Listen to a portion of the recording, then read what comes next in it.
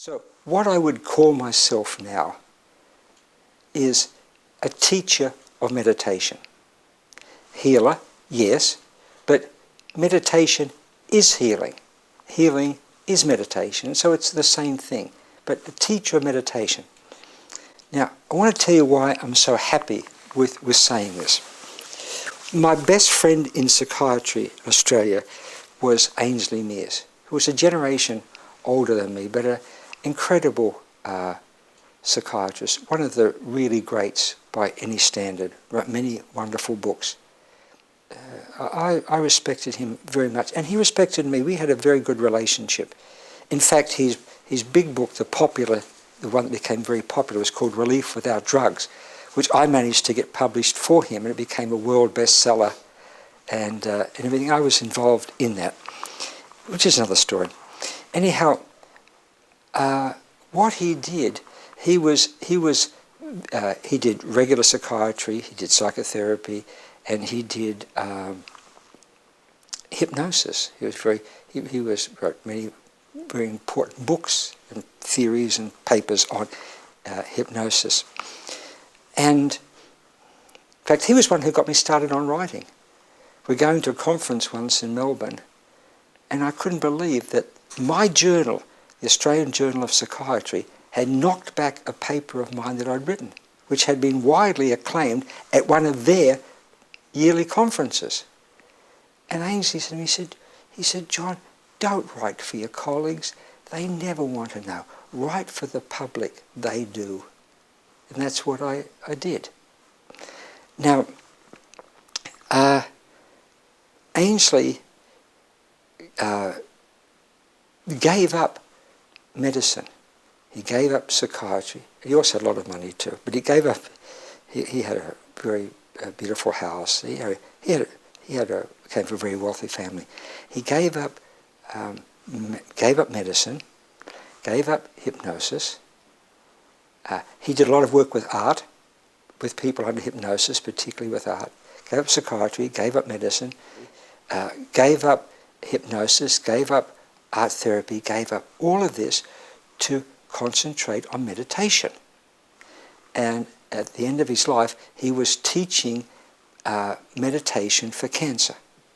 Now, he publicly and to the institutions renounced his medical license. He said, "I'm no longer practicing medicine, I am teaching meditation." And he would hire a hall, and he would just give free lectures on meditation, particularly for the treatment of cancer. Ainslie wrote a very, very beautiful book on meditation called The Wealth Within, and a very good book on meditation and cancer called A Way of Doctoring. And he wrote his last books as verse, like I do.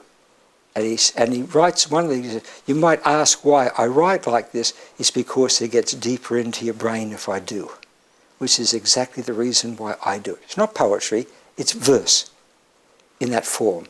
And I didn't do it because of him, but I suppose unconsciously I did copy him. What he taught was that you should meditate in some discomfort or pain, because being able to transcend that is like, as it were, vouchsafing that you are in hypnosis. And he would meditate like when wave crashing over him and all this sort of thing. But I suppose I've enlarged his definition of meditation to make it all of the day and not this more formal time. But nonetheless, there are enormous similarities, I would like to think, and I'm very, very grateful to him for the help he gave me, and as far as I'm definite, still gives me. So, in a way, I'm coming around more and more in my own way to Ainslie Meares. I tell you this, I never had a meditation session from him, but I went back and visited his secretary, Mrs. Langley, who was his secretary for years and years. My office was in 43 Spring Street, Melbourne, and his was in 45 Spring Street, but he owned the building. I just rented it. And I think he had beautiful antique furniture, and he was, he had class. And she was his secretary, and after he died, she took up the teaching of the meditation. Oh, and he showed me the room in his practice. He had a room with about 50 chairs, very straight back, well upholstered but straight back chairs where he taught meditation. And then what she did, which is what he told me he did, is that you would sit there, you loosen your belt, loosen your tie and so forth, and then you'd go into some sort of state, they induce counting, whatever it was, I forget.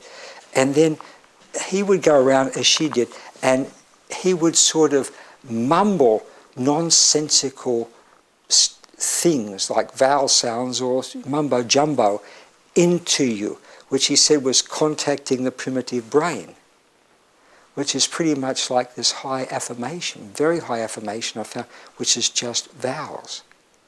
And that's what, and she and he before her would just go around and do this and put the hands on them and so forth. A very wonderful experience. And so he ended up just teaching meditation, giving up everything else and saying he's a teacher of meditation. And as I would define meditation, as I would define it, that's what I am. I'm a teacher of meditation.